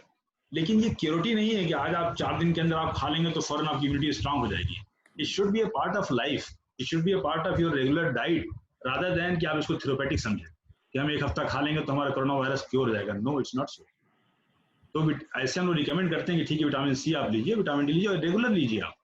अक्सर मेरे पास आते हैं वो व्हाट्सएप पे, जाहिर सी बात है आजकल तो व्हाट्सएप से बड़ी कोई इंसाइक्लोपीडिया नहीं है, तो वो ये काढ़ा वो काढ़ा, लेकिन इन सब चीज़ों से मैं डिनाई नहीं करता कि अदरक जो है बहुत अच्छी चीज़ है, एंटी एजिंग प्रॉपर्टी, लहसुन जो है एंटी माइक्रोबियल है, करक्यूमिन जो है एंटी इन्फ्लेमेटरी है, सूजन कम करती है। लेकिन ये सब पार्ट ऑफ लाइफ जब आपकी डाइट हो जाती है, रेगुलर डाइट की, तो आपकी इम्यूनिटी स्ट्रांग हो जाती है। अगर आपने पहले नहीं इसको शामिल किया अपनी ग़िज़ा में तो आपसे कर सकते हैं। डेफिनेट रोल है, but remember it's not curative, it's preventive. Doctor साहब, मेराज सिद्दीकी बॉम्बे से पूछते हैं in my building is normally sealed if there is any case found. In that case, what are the recommendations as we cannot go out for morning walk? No choice. अगर आपको मना कर दिया गया बाहर जाने से, लॉकडाउन है तो आप नहीं आ सकते, तो घर में आप ट्रेडमिल पे आप कर सकते हैं, योगा आप कर सकते हैं, या और भी बहुत सी एक्सरसाइजेस हैं उसको आप कर सकते हैं। लेकिन फिजिकल एक्टिविटी आपको कंटिन्यू रखना चाहिए, स्पेशली आप डायबिटिक हो, हाइपरटेंसिव हो, या आपकी एज 40 साल से ज़्यादा है, तो रेगुलर फिजिकल एक्टिविटी मस्ट है, तो आप घर पे कर सकते हैं। डॉक्टर साहब, एक बहुत कॉमन मिथ है या क्वेश्चन मार्क अभी भी है, व्हाट प्रिकॉशंस, ये अहमद हुसैन साहब ने पूछा, what precaution should be taken while reading newspaper which passes through different hands? देखिए, आपके फैमिली मेंबर आपके साथ रहते हैं, तो जाहिर सी बात है उनके हैंड में अगर जाता है तो कोई हर्ज नहीं है। कुछ लोग ऐसा करते हैं कि थोड़ी देर के लिए, कुछ घंटों के लिए न्यूज़पेपर छोड़ देते हैं वहाँ पे, लेकिन सरफेस पे जो वायरस होता है टच होकर के, जाहिर सी बात रह सकता है वायरल कुछ घंटे के लिए, तो वो आप प्रिकॉशन ले सकते हैं, बट यूजुअली उससे देखा नहीं गया ऐसा, अनटिल कोई इन्फेक्टेड पर्सन हो और वो किसी सरफेस को टच करे, फिर उसी सरफेस को आप टच कर लें, तो एक रिमोट पॉसिबिलिटी तो है, but very very rare. Sir, Rizvi साहब ने पूछा है, how to handle and prevent from essential things coming into our house? Farooq Rizvi साहब है, दुबई से ये पूछ रहे हैं। जैसे डिलीवरीज होती है सब्जी की और उसकी, तो लोग लो कंसंट्रेशन में ये बेकिंग सोडा को डाल के उसे वॉश कर रहे हैं, या सोडियम हाइपोक्लोराइड का लो कंसंट्रेशन डाल रहे हैं, तो इसके बारे में थोड़ी सी कोई क्लैरिटी देना चाहेंगे आप? हाइपोक्लोराइड वगैरह फ्लोरिंग के लिए, सब चीज़ों के लिए बेहतर है। जिस तरह मैंने बताया आपसे कि आपके जो गैजेट्स होते हैं उसको आप वॉश एल्कोहल बेस उससे वॉश कर सकते हैं, लेकिन जहाँ तक सवाल है कि हर चीज़ों को तो वॉश करना मुमकिन नहीं है कि आप वेजिटेबल पे उस पर स्प्रे करेंगे। जैसे मैंने देखा कि बहुत से लोग कहते हैं अपनी बॉडी पे अल्कोहल का स्प्रे करा लें तो क्या हम बच जाएंगे। ये भूल जाते हैं कि आपको जो वायरस का इन्फेक्शन होता है, आपका जो रूट है वो फेरिंजियल है, आपको इससे जाता है, नाक से या मुंह के जरिए जाता है इन्फेक्शन, ना कि बॉडी से। तो अगर आप पूरी बॉडी भी अल्कोहल स्प्रे कर लें या चीजें कर लें तो उससे नहीं होगा। इसी तरह से जब किसी सामान लाने की आप बात करते हैं, यू कैन हैव 2 कवरिंग्स, एक आउटर कवरिंग कर लीजिए और the moment you take gloves के साथ उस आउटर कवरिंग को डिस्कार्ड कर दीजिए, अंदर की कवरिंग को ले जाइए, इस्तेमाल कर लीजिए। सर, एक और बहुत जनरल पब्लिक का क्वेश्चन है, एक बार कोरोना वायरस होने, ये अजय कुमार मिश्रा साहब पूछ रहे हैं, एक बार कोरोना वायरस होने के बाद क्या दोबारा भी हो सकता है? यदि हाँ, तो क्या शरीर पुनः लड़ पाएंगे? नहीं, देखिए, एक बार आमतौर पे जितने भी इन्फेक्शंस होते हैं, जैसे आपको बचपन से या हम लोगों को याद होगा कि अक्सर वायरल फीवर होता था और फिर 5 दिन 7 दिन रहा, फिर वो ठीक हो जाता था। फिर आमतौर पे उसके खिलाफ, उन इन्फेक्शन के खिलाफ जिसमें एंटीबॉडीज बन जाती हैं, तो वो एंटीबॉडीज की वजह से दोबारा इन्फेक्शन का रिस्क या होने का, डिजीज होने का रिस्क नहीं होता है, अनटिल अनलेस कि वो वायरस म्यूटेट ना कर जाए या उस वायरस के स्ट्रक्चर में जब कोई चेंजेस आएंगे और फिर दोबारा उसी दूसरे स्ट्रेन का वायरस जब आता है तो जाहिर सी बात है बीमारी होने का खतरा होता है। लेकिन आमतौर पे एक बार इन्फेक्शन हो जाने के बाद दोबारा खतरा नहीं, क्योंकि आपकी बॉडी में उसके खिलाफ मादे जिसे हम एंटीबॉडीज कहते हैं वो बन चुकी होती है। डॉक्टर साहब, ये एक डॉक्टर साहब ही पूछ रहे हैं, health worker, I think he is there, what is your opinion regarding HCQ for healthcare workers, dose and precautions? देखिए, एक रिकमेंडेशन तो ये है कि आप अगर उनके टच में हैं तो आप HCQ की डोज जो है 400 मिलीग्राम ट्वाइस ए डे, एक दिन ले लें और फिर उसको 400 मिलीग्राम वंस ए वीक 7 हफ्ते तक ले लें। ये हमारे यहाँ प्रोफाइलेक्टिक डोज डॉक्टर्स के लिए रिकमेंडेड है कि 400 mg सुबह शाम एक दिन ले लें और 400 mg हफ्ते में एक बार 7 हफ्ते तक लेते रहें, क्योंकि देखा गया हाइड्रोक्सीक्लोरोक्वीन एक एसिडिक एटमॉस्फेयर क्रिएट करती है, तो वायरस के एंट्री और रेप्लिकेशन सेल्स में पुअर होता है या कम हो जाता है। बल्कि लैब में देखा गया कि ये ड्रग इफेक्टिव है, हालांकि अभी भी प्रूवन ड्रग नहीं है, but something is better than nothing and we are using it for those health care workers who are in the contact, वो लेते हैं। तो यही डोज होती है जो मैंने बताया। ये क्वेश्चन भी आंसर कर दें, हालांकि वतन समाचार से पूछ रहे हैं, what about alcohol sanitisers imams are telling we can't use for masjid, please clarify? तो मैंने तो इमाम साहब क्या सभी के लिए बताया कि जो इमाम साहब कह रहे हैं वो सच कह रहे हैं कि सिर्फ सोप, साबुन और पानी से साफ कीजिए, सबसे अच्छा है। Soap and water sanitising is the best, तो अल्कोहल की जरूरत ही नहीं है। हाँ, ये कहना कि अल्कोहल से सैनिटाइज नहीं कर सकते, पहली बात तो ज़्यादातर अल्कोहल उड़ जाता है और इमाम साहब भी कभी बीमार होते हैं तो होम्योपैथी की दवाएं खाते होंगे जिसमें अल्कोहल होता है। अगर प्रिवेंशन के लिए है, किसी बीमारी की रोकथाम के लिए है, तो मैं समझता हूँ शायद एक्सेप्टेबल है वो। डॉक्टर साहब हमारे ख्याल से ज्यादातर क्वेश्चंस फिर अब रिपीट में आ रहे हैं, तो यहाँ पे जनरली हम लोगों ने सारे वाइडली टॉपिक्स को कवर कर लिया है। और जैसा कि डॉक्टर साहब ने बताया, prevention is always better than cure. This is the best option and only option. और ये बहुत कॉस्टली नहीं है और बहुत ही टेक्निक वाले कोई ऐसे नहीं है, सिर्फ हमें उनको आदत डालना है और अगले जब तक कि ये इसकी वैक्सीन नहीं निकल जाती, हम लोगों को इसको एक जिंदगी का मामूल बना लेना है।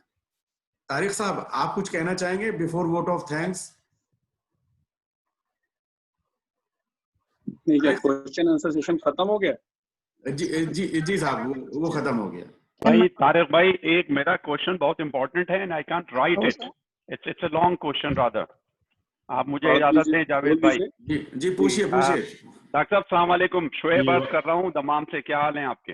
वालेकुम सलाम जी, बेहतर, अल्लाह का शुक्र, अल्हम्दुलिल्लाह। डॉक्टर साहब, एक इशू है जो अभी रिसेंटली शुरू हुआ है कि मस्जिद खोल दी गई हैं और हम लोग मस्जिदों में जाते हैं, सोशल डिस्टेंसिंग है यहाँ तो बहुत प्रॉपर है, लेकिन एक इशू उसमें ये आ रहा है कि क्योंकि हम मास्क वही रिपीटेडली यूज करते हैं, आप जो आज हम अभी असर की नमाज में पढ़ के जाएंगे वही हम मगरिब में यूज करेंगे, वही हम इशा में यूज करेंगे। तो एक मास्क की बात कर रहे हैं जी, मास्क की बात कर रहे हैं, तो क्या वो जब हम रिपीटेडली यूज कर रहे हैं तो उसकी सरफेस हम टच कर रहे हैं जो आउटर सरफेस है। दूसरी चीज, वॉक का बहुत लोगों ने और आपने भी शायद अभी एक इनडायरेक्ट वे में कहा है रोल है, तो ये जो मास्क हैं ज्यादातर ये मास्क लगा के वॉक नहीं कर सकते, तो क्या हम अगर ओपन स्ट्रीट है तो उस पे मास्क हटा के वॉक कर सकते हैं? ये दो क्वेश्चन है डॉक्टर, मस्जिद वाला बहुत इंपॉर्टेंट है। देखिए, पहली बात तो जब भी आप कोई मास्क यूज करें तो उसको कभी टच ना करें, अंदर से खास करके टच ना करें, क्योंकि हो सकता है कि हैंड में कहीं इन्फेक्शन वो इन्फेक्शन चला जाए। मास्क यूज एंड थ्रो वाला बेहतर है कि अगर आप लें उसको फिर डिस्कार्ड कर देना ही बेहतर है, याद रखिए। क्लॉथ वाले मास्क कुछ लोग उसको वॉश करके फिर यूज करते हैं, उसे आप यूज कर सकते हैं। ये जो मास्क N95 यूज करते हैं तकरीबन 8 घंटे तक आप इस्तेमाल कर सकते हैं, ये रिकमेंडेशंस है। दूसरी बात जो आपने पूछी वॉक करने के लिए, अगर आपके आसपास लोग नहीं हैं और आप तो जाहिर सी बात है ओपन एयर में आप वॉक करना चाहते हैं तो आप बिल्कुल फ्रीली कर सकते हैं विदाउट मास्क, और बहुत से कंट्री ने मास्क मैंडेटरी या जरूरी नहीं किया है, वहाँ लोग बगैर मास्क के घूम रहे हैं जब तक कि किसी के आप करीब ना आए। जज़ाकल्लाह, शुक्रिया बहुत बहुत। सदर साहब से मैं गुजारिश करूंगा कि वोट ऑफ थैंक्स के लिए वो प्लीज आएं, और अगर उससे पहले वो कुछ और पूछना चाहते हैं। हेलो हेलो अस्सलाम वालेकुम। मैं डॉक्टर साहब से एक सवाल करना चाहता था। जी मोहित भाई, फरमाइए। डॉक्टर साहब, मेरा सवाल रह गया, मैंने मैसेज किया था। मैं 75 अबव हूँ, बाईपास है, डायबिटिक हूँ, तो मैं गोल्फ के लिए जा सकता हूँ या नहीं, ये बताइए। और नॉनवेज के बारे में क्या है? नहीं, माशाल्लाह एट दिस एज माशाल्लाह बहुत एक्टिव हैं और अल्लाह आपको और लंबी उम्र और सेहत दे। आप बिल्कुल गोल्फ के लिए जा सकते हैं और जाना चाहिए आपको। अभी जैसा जावेद भाई कह रहे थे कि हमें एक्टिविटी की बात की, बहुत से लोगों ने वॉक की बात की, कि फिर ये भी बात हुई कि वैक्सीन जब तक ना आ जाए हमें होशियार रहना है। तो मैं यहाँ पे ये बताना चाह रहा हूँ, आपको अपनी अच्छी तर्ज जिंदगी, लाइफ स्टाइल हमेशा रखनी है, क्योंकि आपको सिर्फ कोरोना से नहीं बचना है।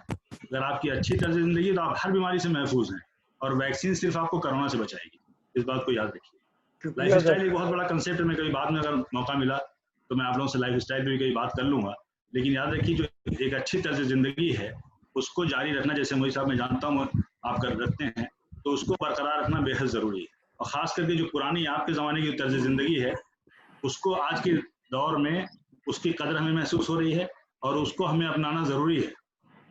और सिर्फ शर्वानी से आगे भी सोचना है हमको, लिबास से आगे अपनी गजा के बारे में सोचना है कि जो पुराने लोगों की तर्ज जिंदगी थी हमें उसे अपनाना बेहद जरूरी है, ताकि हम हर बीमारियों से बच सकें और एक अच्छी क्वालिटी ऑफ लाइफ एंजॉय कर सकें। चलिए, शुक्रिया सर, बहुत बहुत शुक्रिया। तारिक साहब, कोई एक लेडी वॉइस भी थी, कोई सवाल रह गया था। जावेद साहब। जी जनाब। हाँ जावेद साहब, मैं खाली मेरा क्वेश्चन रह गया। मैं आप डायरेक्ट पूछ लीजिए, गुफरान भाई डायरेक्ट पूछ लीजिए। डायरेक्ट पूछ रहा हूँ। ये पूछना था डॉक्टर साहब कि इन केस अगर कोई क्रिटिकल, चूँकि मेरे फादर इन लॉ मेरे करीबी रहते हैं मेरे साथ, समझ लीजिए 87 ईयर्स की जरा लाउडली बोलिए गुसाम भाई, आवाज आपकी नहीं है। हाँ, मेरे फादर इन लॉ जो है उनकी 87 ईयर्स की एज है। तो इन केस मान लीजिए कोई कभी क्रिटिकल सिचुएशन होती है या ब्रीदिंग या वो इस टाइप से रिलेटेड कफ ऑफ ये सब, तो सबसे पहले किस हॉस्पिटल में अप्रोच किया जाए, एक बात। दूसरा सवाल ये है कि दिल्ली में कुछ बिल्डिंग में इन लोगों ने ऑक्सीजन सिलेंडर रखे हुए हैं, तो ये सब चीज़ें इसी दोनों क्वेश्चन के बारे में मैं चाह रहा था कुछ आप रोशनी डालें। देखिए पहली बात तो कि ये जो ग्रुप है ये वल्नरेबल ग्रुप है, जो मैंने बताया इस एज में, एल्डरली में। तो सबसे पहली चीज़ तो इनको आप प्रोटेक्ट रखें, जहाँ तक हो सके एंट्री मिनिमम रखें और लोगों से कांटेक्ट ना होने पाए। जहाँ तक आपने इसकी बताई, कुछ लोगों ने ऑक्सीजन सिलेंडर रखा है। देखिए कुछ शहरों के हालात ऐसे हैं कि लोग पैनिक में हैं और उस पैनिक की वजह से ऑक्सीजन सिलेंडर लोग घर पे रख लिया है। लेकिन यकीन मानिए कि जब ऑक्सीजन की नौबत आती है तो बगैर डॉक्टर के सुपरविजन के मरीज को मैनेज करना मुश्किल नहीं बल्कि नामुमकिन होता है। तो ऐसी हालत में हॉस्पिटलाइजेशन मस्ट है, क्योंकि ऑक्सीजन की डोज कितनी जाए, कितने लीटर पर मिनट दी जाए, या उसके अलावा और भी किसी चीज़ की मॉनिटरिंग करनी है, बीपी फॉल कर रहा है उसकी दवाएं देनी है, या कब इंट्यूबेशन या वेंटिलेशन की जरूरत है, ये सब डॉक्टर डिसाइड करते हैं इंटेंसिव केयर। तो ऐसी हालत में मैं समझता हूँ कि ऑक्सीजन घर पे रखना कोई बहुत वाइज डिसीजन नहीं है। ऐसी हालत में हॉस्पिटलाइजेशन ही एक अच्छा रास्ता हो, अच्छा स्टेप। शुक्रिया डॉक्टर। एक शायद कोई सवाल था कि कोई लेडी वॉयस आ रही, जब मोहित भाई ने करा था, हिना का था, किसी का था, पूछ ले सवाल। ब्रिगेडियर अली साहब भी मौजूद हैं। अस्सलाम वालेकुम।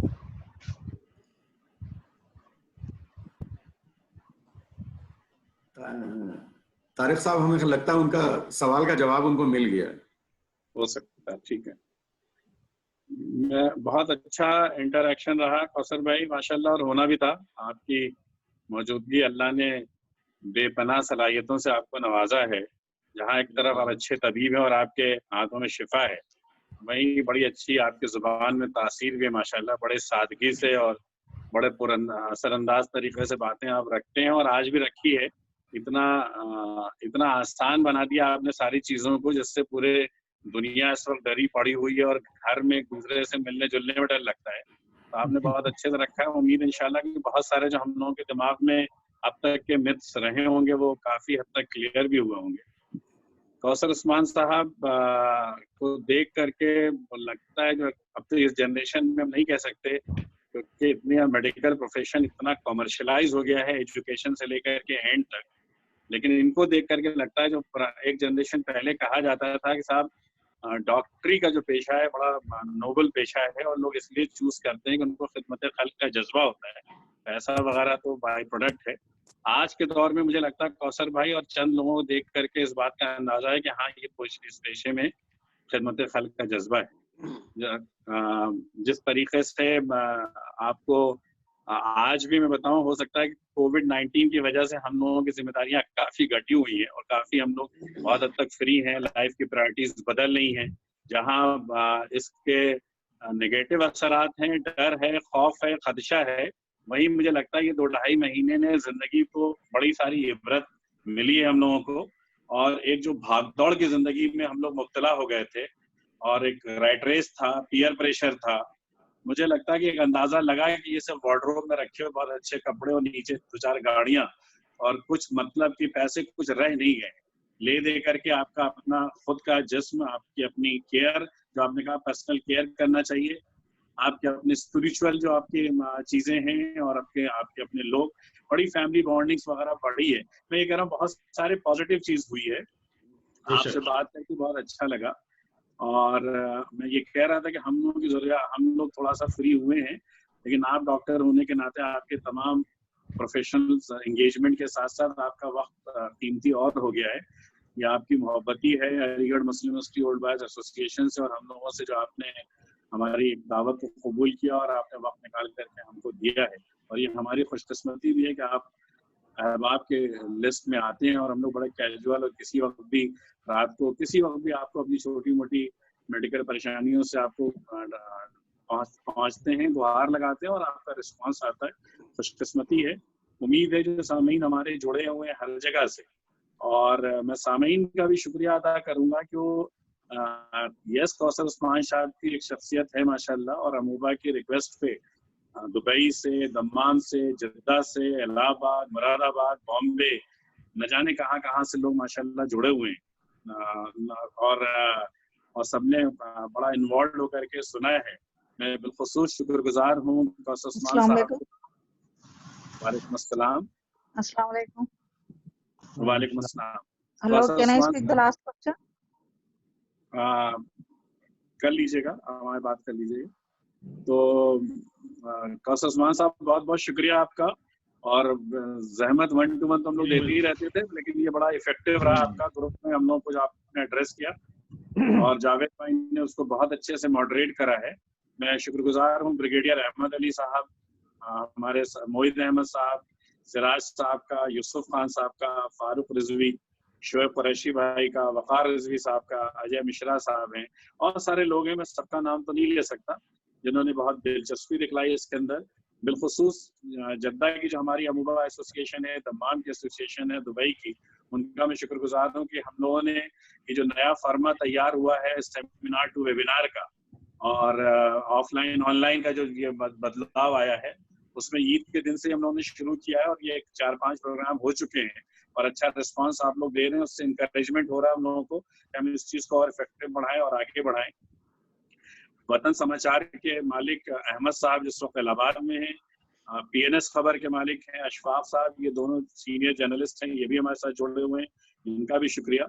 और हमारी अपनी टीम से जावेद भाई ने लीड रोल लिया है, ये पूरा टेक्निकल सपोर्ट वगैरह उन्हीं का है, उनको सपोर्ट करते हैं। आतिफ हनीफ साहब हैं, गुफरान भाई हैं, हिना जाफरी का काफ़ी रोल था कोऑर्डिनेशन में, अहमद हसन साहब हैं, शोएब भाई हैं और अलवी भाई हैं। तो इन तमाम लोगों का बहुत बहुत शुक्रिया। यंग जनरेशन से बहुत सारे लोग जुड़े हुए हैं, इंजीनियर साहब वगैरह, मैं सबका नाम तो नहीं ले सकता हूँ, लेकिन ये ज़रूर कहूँगा कि बड़ा इफेक्टिव सेशन था कौसर भाई का और इससे लाइफ हम लोगों की बेटर होगी, क्योंकि बहुत ज़्यादा डर में जीनियस हो सकता, कोरोना तो ना मारे, डर की वजह से जो डिप्रेशन और चीज़ें डेवलप हो रही हैं और एक रोज आना कोई ना कोई सुसाइड केस, अभी तो एक्टर वैक्टर के शुरू हो रहे हैं, हमें तो डर लगता है कि इतना खौफ ना हो कि आम आदमी हो जाए। उस लिहाज से मुझे लगता है बड़ा इफेक्टिव सेशन है डॉक्टर साहब आपका, बहुत बहुत शुक्रिया तमाम लोगों का। हमारी तरफ से बात खत्म। एक आवाज आ रही बार बार, वो बात अपनी रखना। Can we have the last question from the lady? Congratulations कि आपने इसको 1 घंटे में खत्म कर लिया माशाल्लाह, इतना effective. We'll take your question. शुक्रिया, मुझे मौका मिला, बहुत अच्छा इंटरेक्शन, मुझे बड़ी खुशी है आप सबके बीच में बोलते हुए। Hello Doctor Saab, we will have one question only. Yes, welcome. Yeah, ma'am, please go ahead. Ma'am, बोलिए अपना question. Yes, sir, I've been waiting for long. जी. Yeah. I'm Dr. Sophia. I have a last question here. That is, if suppose a pregnant lady, she is a positive carrier, so and she is about to deliver. So in that case, how long will the quarantine time should be taken for this infant? Yes, 14 on days. Immunity basis. This type of cases have been in our institution. I would say that the quarantine period is same. No, for the infant, the immunity will be less accordingly, I suppose, sir. So in that case, what should we do? For infant? Pardon? Immunity will be less. Infant's immunity will be comparatively less, and mother is a positive carrier without any symptoms. So in that case, the infant's immunity will be very less. So what should we do, sir? How immunity will be less? Newborn baby has the immunity from the mother. That is called as innate immunity. So the baby will have the immunity. Comparatively, I mean. No. First, it has to be seen whether the baby is positive or not. First thing. And second, the quarantine period should be there. Yes, so that the baby can be protected. Okay? The protocol is safe as far as the quarantine is concerned. Thank you, doctor. Thank you, madam. Thank you, madam. Recently. Yeah. Doctor साहब बहुत बहुत शुक्रिया। Thank you very much to all of you. Doctor साहब अगर आपका बहुत शुक्रिया, आपने डॉक्टर साहब को होस्ट किया। आरिफ दुरानी साहब का रह गया था। अच्छा, तो डॉक्टर साहब एक हमारी ये इच्छा थी कि इन्फेक्शन होने के बाद जो अगर सबसे ज्यादा जिस चीज की मदद मिलती है वो what is your life style, वो इसके ट्रीटमेंट में बहुत इफेक्ट कर रही है। तो हम आने वाले दिनों में आपसे टाइम लेके एक लाइफ स्टाइल के ऊपर ही टोटल रखें, क्योंकि दैट इज द एरिया। अगर हमारी लाइफ स्टाइल और उसको मेंटेन किया हमने, तो आधी लड़ाई वैसे ही जीत ली हम लोगों ने। बेशक बेशक। इनफेक्ट होने के बाद भी जीत जाएंगे आप एसिम्प्टोमेटिक रह के। तो सर बहुत से डायबिटिक पेशेंट, बहुत से एल्डरली पेशेंट जो है उनको इन्फेक्शन होने के बावजूद भी वो पूरी तरीके से ठीक हुए हैं। वहां पे रोल उनकी अच्छी इम्यूनिटी का रहा है। तो मेरा कहना यह है कि हम सबकी ये कोशिश होनी चाहिए कि हम एक अच्छी लाइफ स्टाइल अडॉप्ट करें ताकि हम कई बीमारियों से, इन्फेक्शियस और नॉन इन्फेक्शियस दोनों से महफूज रहें और एक अच्छी क्वालिटी ऑफ लाइफ एंजॉय कर सकें। सर तो आपकी इजाजत से हम अपने सामीन को ये बता दें कि हम लोग 2 हफ्ते बाद इंशाल्लाह अगर डॉक्टर साहब फ्री रहेंगे तो हम सिर्फ और सिर्फ लाइफ स्टाइल के कैप्सूल के ऊपर ही बात करेंगे। डॉक्टर साहब सोच रहे होंगे कि हमने हाँ कह के गलती तो नहीं की, लेकिन डॉक्टर साहब at one given time you are addressing such a big audience, तो ये हम लोगों के लिए बहुत खुशी की बात है। नहीं, मेरे लिए भी बहुत खुशी की बात है, बहुत खुशी।